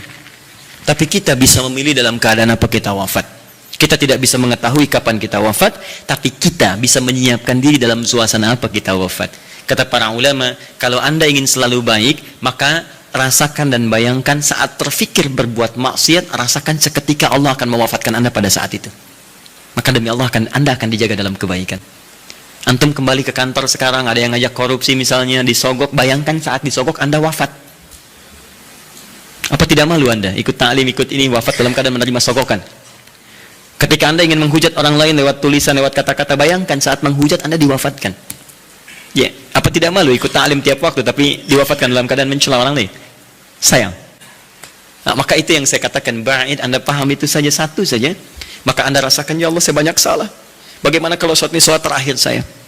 Dalam sujud ini wafat saya masih membawa kesalahan, mohon ya Allah, saya mohon ampuni saya, jauhkan saya dengan kesalahan-kesalahan yang pernah saya lakukan. Seperti Engkau jauhkan dari timur dengan barat. Ini yang menjadikan sahabat Abu Bakar belum mengucapkan ini saja sudah menangis terseduh. Dan kita ada di mana? Nah, dalam salat malam, cobalah pahami itu. Nah, dalam salat malam Nabi lebih banyak membaca yang panjang-panjang seperti yang wajah tuh. Itu indah. Kenapa dibaca yang wajah tuh? Salah satu yang roba Jibril, roba Mikail. Kenapa yang dibaca itu? Karena salat malam itu, waktu malam hari, buka Quran surah ke-73 ayat yang ke-6. Karena waktu malam itu, waktu yang paling tepat untuk menyentuh jiwa kita. Bacaan-bacaannya lebih menghunjam kepada jiwa. Inna nasyi'atal laili hiya ashaddu wat'aw wa aqwamu qila. Sungguh bangun malam, salat malam itu ashaddu wat'a, lebih menyentuh kata-katanya kepada jiwa kita. Wa aqwamu qila, dan kalimat kita itu lebih meresap pada jiwa. Nggak percaya silahkan Anda bangun malam ya, bandingkan dengan sholat siang, itu lain khusyuknya. Akan terasa nikmat malam. Kalimat-kalimatnya cepat menyentuh pada jiwa kita. Makanya mencari kalimat-kalimat, doa-doa, bacaan-bacaan yang sentuhan ke jiwanya lebih dalam. Wajjahtu wajhiya lilladzi fatara as-samawati wal arda hanifan muslima wa ma ana minal musyrikin. Duhai Allah, malam ini aku bangun, ku hadapkan sepenuhnya diriku ya Allah, ku pasrahkan kepadamu penguasa langit dan bumi. Aku berjanji tidak akan musyrik selama hidup ya Allah. Inna salati wa nusuki wa mahyaya wa mamati lillahi rabbil alamin. Duhai Allah, sungguh salatku malam ini, semua ibadahku, hidupku, atau Engkau wafatkan aku di malam ini. Wa mamati. Atau Engkau wafatkan aku di malam ini. Saat Anda bangun malam jam 2, terus Anda kalimat itu Anda ucapkan dan Anda paham artinya. Atau Engkau wafatkan aku di malam ini ya Allah. Lillahi rabbil alamin. Hamba ikhlas. Kalau itu sudah ketetapanmu Tuhan penguasa alam. La syarika lahu bidzalika umirtu ana minal muslimin. Dan saya ikrarkan mulai hari ini ya Rabb, saya tidak akan berbuat dosa-dosa apalagi musyrik, Dan seperti itu saya diperintahkan, saya komitmen mengerjakan hamba yang terbaik. Wa anna minal muslimin. Dan kalau saya diberikan kesempatan untuk hidup esok hari, atau sekarang saya wafat, saya berjanji akan jadi orang Islam yang lebih baik lagi. Saya akan makin patuh. Makanya kalau orang baca iftitah atau istiftah dengan bacaan ini, dan tidak lebih baik setelah sholat, ada yang salah dengan kata-katanya. Tapi itu indah saat dibacakan di malam hari. Cobalah malam bangun, hadirkan suasana itu, baca dengan baik. Dan itu nyaman ke jiwa kita. Ya, kita lebih butuh kalimat-kalimat itu untuk menyentuh jiwa dibanding kesibukan. Sekarang malam itu dibuat seperti siang. Padahal kata Quran, waja'alna al-laila libasa waja'alna an-nahara ma'asya. Malam itu kami desain kata Allah untuk istirahat, siang untuk aktivitas. Sekarang orang dipaksa beraktivitas di malam hari. Ya, maaf ya, yang Piala Dunia itu mereka masih siang, kita yang nontonnya malam.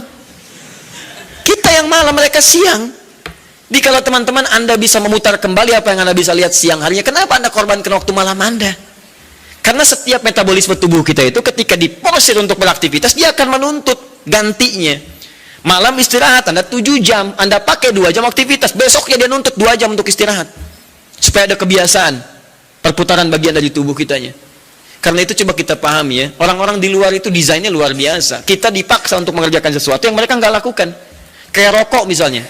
Ya, pengusaha rokok, pembuat rokok di luar, mereka nggak merokok, dikirim ke kita. Itu yang repot gitu kan. Kadang-kadang kita harus melihat dengan lebih dalam untuk memahami bahwa ada sesuatu yang harus kita saring kembali. Jangan mencela orang lain, itu strategi mereka. Tapi kita bisa memilih untuk mendapatkan yang baik atau meninggalkan yang buruk dalam kehidupan. Jelas ya? Baik. Ini yang iftitah surah terakhir, dan saya berhenti di sini, dan saya mohon maaf barangkali ini bagian terakhir dari sesi bahasan. Untuk sementara saya tidak membuka tanya jawab dulu karena kami jam 3 harus sudah berada di Bekasi untuk bisa menyerahkan beberapa teman-teman yang akan berangkat haji pada tahun ini. Persyaratannya kami koordinasikan, itu harus diserahkan haji ini. Ya, jadi mohon pengertiannya ya teman-teman sekalian. Surah terakhir.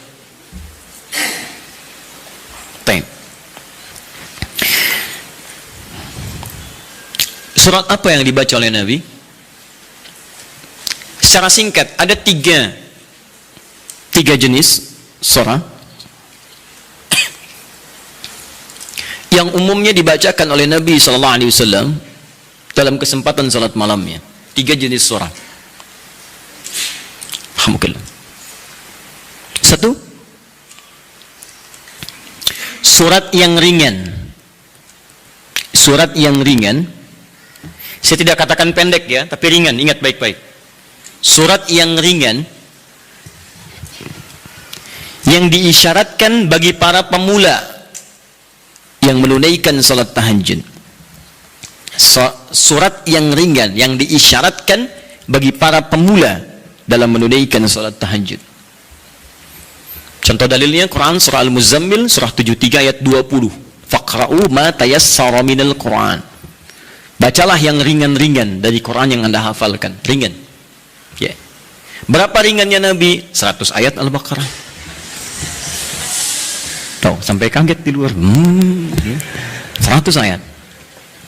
Kadang-kadang beliau baca 10 atau 11 ayat terakhir surah Ali Imran. Ya. Dalam satu rakaat. Jadi ukuran ringannya bisa relatif. Ya, ringan bagi Nabi, belum tentu ringan bagi kita. Tapi prinsipnya cari yang ringan. Misal begini, tadi kan maaf ya ibu bapak, Nabi kan tadi pernah salat, di belakangnya ada sahabat kecil namanya siapa, masih ingat? Ibnu Abbas. Itu kan masih kecil, balik aja belum. Ya, mau dinaikkan surat yang panjang susah. Makanya dibaca yang ringan. Pada saat itu riwayat yang muncul ketika salat di belakangnya Ibnu Abbas itu Ali Imran 10 ayat terakhir. Ya, bahkan dari 11 ayat terakhir yang inna fi khalqis samawati wal ard dan sampai ujung ayatnya. Ya, ringan.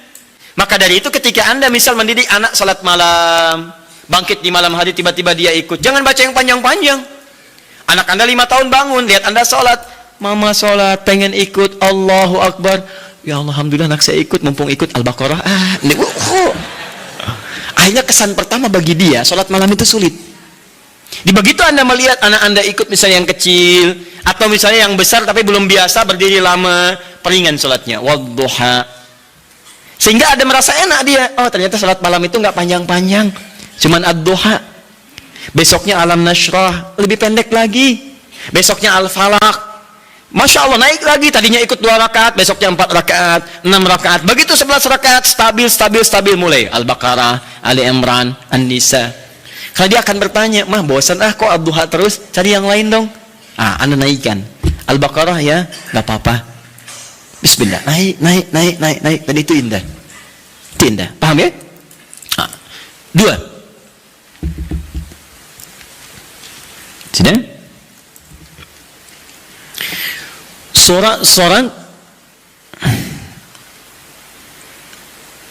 yang tersusun dalam Al-Quran, surah-surah yang tersusun dalam Al-Quran secara tertib dengan tujuan mengulang yang dihafal atau memperbanyak yang dibaca. Dengan tujuan mengulang yang dihafal atau memperbanyak yang dibaca. Kalau yang tadi yang ringan-ringan, sekarang itu terbalik. Panjang. Jadi panjangnya ini diurutkan. Jadi kalau ada yang sudah hafal Quran, maaf ya, sudah hafal, maka jangan tinggalkan tahajud. Ciri penghafal Quran itu nggak meninggalkan tahajud. Nah, dalam tahajudnya, dia mendesain salatnya itu untuk mengulang hafalan. Itu yang dikerjakan para sahabat. Bahkan ada yang semalam 30 juz. Ada yang semalam misalnya 1 juz dulu. Saya target 30 malam, misal 30 juz, tiap malam 1 juz. Boleh. Silahkan. Sekarang Al-Baqarah juz pertama. Ya, dari Al-Fatihah sampai Al-Baqarah 141, misalnya kan? Kemudian malam keduanya 142 sampai 253. Teruskan lagi 252. Selanjutnya 253 sampai Ali Imran, terus An-Nisa sampai 30 malam 30 juz dia selesai. Itu boleh. Ya. Atau misalnya semalam 5 juz. Boleh. Karena itu tidak. Ya, jadi kalau Anda sudah terbiasa menghafal Quran, sehari bisa 5 juz, Bu, Pak. Ya, mengulangnya itu, usahakan ulang. Jadi subuh 1 juz, zuhur 1 juz, asar 1 juz, maghrib 1 juz, isya 1 juz. Kalau tidak mau capek dibagi 2, setengah juz sebelum subuh, setengah juz setelah subuh. Terus sehari 5 juz, mulai hari Sabtu, hari Ahad 10 juz, Senin 15 juz, Selasa 20 juz, Rabu 25 juz, Kamis 30 juz, Jumat berdoa kepada Allah. Khusus berdoa, tidak mengulang. Jumat itu doa minta, ya Allah, Engkau minta salat, saya salat. Engkau minta menghafal, saya menghafal. Engkau minta mengulang, saya mengulang. Engkau minta berdoa, sekarang saya bermohon kepadamu, ya Rabb. Kalau saya sudah salat, saya sudah berinfak, sudah menghafal Quran, belum Engkau kabulkan juga, maka mohon tunjukkan pada saya dengan cara apa lagi saya mesti bermohon kepadamu. Maka doa penghafal Quran ketika dia bisa khatamkan dalam 6 hari itu, Jumatnya mubarakah untuk dia. Itu yang disebut oleh orang Arab, Jum'ah mubarakah, Jum'ah mubarakah. Semoga Allah turunkan keberkahan. Nah, nanti yang Anda hafalkan sampai Isya itu diulang, malamnya pakai dalam tahajud. 5 juz dibagi misalnya 10 rakaat, ya. 1 juznya 1 rakaatnya setengah juz. Rakaat terakhir witir misalnya, ya, atau silahkan bagi ke 23 rakaat atau yang lainnya. Intinya adalah silahkan ulang-ulang hafalan atau sengaja untuk memperbanyak bacaan di malam hari. Anda hafal Al-Baqarah, pengen dipakai tahajud, boleh. Ya, Al-Baqarah 286 ayat bagi 11 misalnya rakaat, silahkan, sah. Untuk memperbanyak dan mengulang bacaan. Paham? 3. Ini jenis yang terakhir, dan ini yang sangat jarang dilakukan. Padahal Nabi itu banyak disebutkan dalam riwayat, sering mencontohkan ini.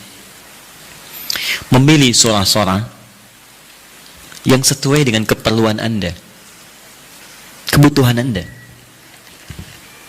Memilih surah-surah yang sesuai dengan kebutuhan Anda, keperluan Anda. Tadi saya katakan di awal, semua surah Al-Quran itu adalah didesain sebagai pedoman hidup kita. Jadi semua masalah kita solusinya ada di situ. Saya pernah bacakan di awal jumpa kita banyak ayat di Quran tentang hidup kita. Nah, kenapa Anda saat malam tidak bermohon kepada Allah lewat sholat Anda? Maaf teman-teman, Bapak Ibu sekalian, dengan membaca surah yang terkait dengan kebutuhan Anda.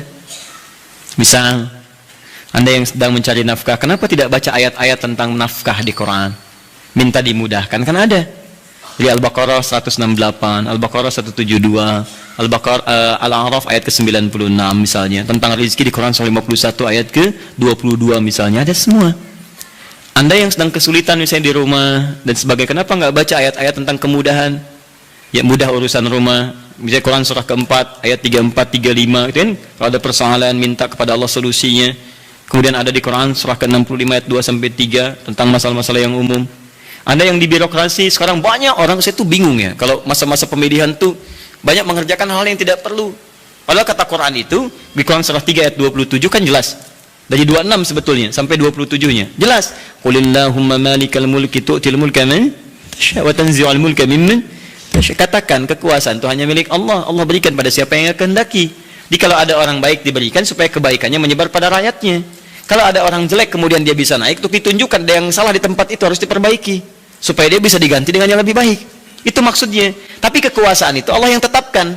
Makanya orang-orang yang pandai itu dia akan mendekati Allah. Dia akan memohon supaya diberikan petunjuk. Kalau diberikan, dia lakukan hal-hal yang baik. Maka mendekat dia, baca ayat-ayat itu. Sebetulnya kepala-kepala yang calon pilkada, calon pemimpin dan sebagainya, calon kepala daerah dari mulai yang ringan sampai yang besar, kalau dia paham tentang ayat itu, dia bangun malam, dia minta petunjuk kepada Allah. Itu titipan. Karena kalau cuma jadi pemimpin, Firaun pun pemimpin. Tapi kepemimpinan Firaun diabadikan bahkan dalam Al-Quran sebagai contoh, karena itu belum tentu mengantarkan dia ke surga. Hati-hati. Ada orang diberikan kedudukan, dengan itu dia bisa ke surga. Ada orang diberikan harta, dengan itu dia bisa ke surga. Ada orang diberikan pengetahuan, bekal itu untuk ke surga. Ada orang yang hanya diberikan tenaga, karena itu yang membuat dia ke surga. Bilal mendapatkan tenaga, dengan itu dia pakai adzan. Ali mendapatkan pengetahuan, dengan itu dia pakai berdakwah. Baik, sebagian sahabat mendapat kedudukan, di antara mereka ada Umar bin Khattab. Ya dipakai untuk mengantarkan ke surganya. Yang harta benda seperti Abdurrahman bin Auf. Tapi jangan lupa, ada Firaun yang pernah mendapatkan kedudukan, diberi contoh, tapi tidak bisa mengantarkan ke surganya. Ada Qarun yang ketika dia punya harta hanya dipakai foya-foya.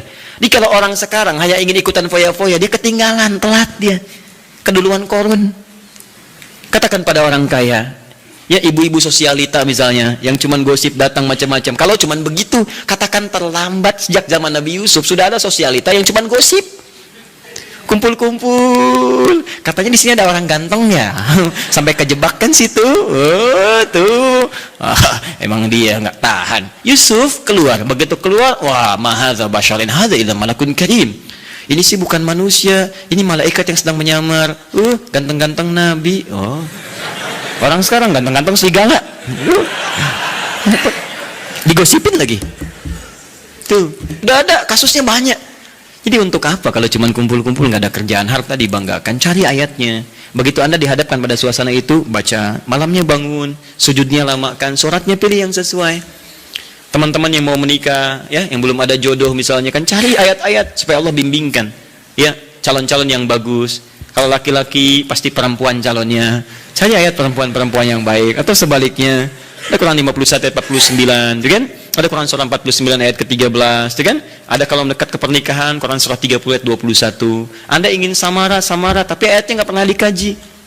Ya, walaupun istri Anda calon yang namanya samara, tapi kalau nggak pernah dibaca ayatnya, mustahil baca. Quran surah 30 ayat 21 baca. Yang belum nikah, ya. Orang bilang jomblo, nggak apa-apa. Anda jomblo fisabilillah, ya. Berusaha untuk mendapat yang terbaik. Jomblo dibagi 3, jomblo fisabilillah, jomblo syariah, dan jomblo sengketa. Ya. Nanti kita bahas lain waktu lah bagi yang belum menikah. Baik, jomblo sengketa itu pilihannya banyak tapi belum bisa menentukan, ya, sehingga jadi persoalan. Kenapa jadi ke situ? Jadi itu intinya, ya, itu intinya. Cari, kalau belum bisa, cari indeks-indeks ayat-ayat Quran, di indeks-indeksnya apa, pelajari itu, dan contohnya banyak di hadis-hadis Nabi Sallallahu Alaihi Wasallam atau amalan-amalan para sahabat. Bahkan Nabi Zakaria ketika sholat di mihrabnya Maryam itu, apa yang beliau baca dalam sholatnya? Beliau memohon supaya diberikan karunia keturunan. Qala rabbi habli min ladunka dzurriyyatan thayyibah innaka sami'ud du'a. Quran surah 3 ayat 38 sampai 39. Apa yang terjadi? Begitu dibacakan itu, turun jawaban dari malaikat, kamu akan punya keturunan. Dijawab langsung. Ya Anda ini bagaimana keperluannya pengen proyeknya lancar, yang dibaca minal jannati wan nas. Qul a'udzu birabbin nas, qul a'udzu birabbin nas. Ya susah dikabulkan, proyek banyak gangguan, jin lagi yang datang, kan? Sudah ya? Cukup dulu ya? Sekira cukup dulu untuk hari ini pembuka. Nanti saya tidak bisa berjanji, tapi saya mengusahakan sebaik yang saya bisa lakukan. Pertama, untuk pertemuan yang akan datang, kemungkinan wallahu a'lam, tapi nampaknya kami akan berangkat tahun ini untuk berhaji dengan beberapa rombongan para penghafal Quran. Mohon doa semoga dilancarkan, semuanya baik. Tapi tentunya dengan kepergian dan keberangkatan kami, artinya itu barangkali akan menjadikan pertemuan kita sesi di bulan depan, barangkali untuk sementara kita berlibur. Tapi libur itu bukan berarti kosong dari taklim, karena saya akan berikan PR pada Anda yang akan saya cek di pertemuan setelah saya pulang dari haji. PR-nya adalah pengulangan dari yang sebelumnya. Setiap yang hadir insya Allah menghafal 11 ayat terakhir surah Ali Imran. Siap? Siap ya?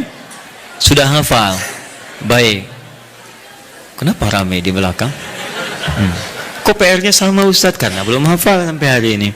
Baik, sudah ya? Satu itu. Yang kedua, jika ada pertanyaan terkait, nanti malam ini kami ada AQS Al-Quran Sunnah Solution langsung dari Bekasi. Itu insya Allah nanti kita buka malam hari nanti untuk meneruskan tentang fikih haji. Bagi yang akan berhaji, Anda boleh simak kajiannya, atau yang belum berhaji Anda juga bisa menyimak, atau yang telah berhaji bisa menyimak untuk indikator keberhasilannya. Nah, kemudian berita yang ketiga, insya Allah kami akan mengadakan manasik akbar bagi siapapun yang ingin belajar tentang manasik haji. Bagi yang sudah, yang akan berangkat atau yang belum. Kemungkinan waktunya Sabtu yang akan datang lagi, tanggal 21 pagi hari. Ya, nanti kami akan update kembali waktunya. Tempatnya di Bekasi, kami siapkan miniatur dan seterusnya.